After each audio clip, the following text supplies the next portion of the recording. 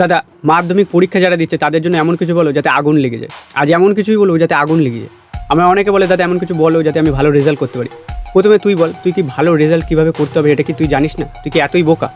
যদি না বুঝতে পারিস, নিজের ক্লাসের টপারকে গিয়ে দেখ, সে যদি 4 ঘন্টা বই পড়ে তুই 5 ঘন্টা পড়।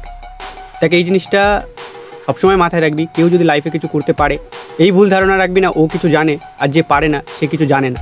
সবাই সব জানে। সবাই জানে বই পড়লে ভালো রেজাল্ট হবে।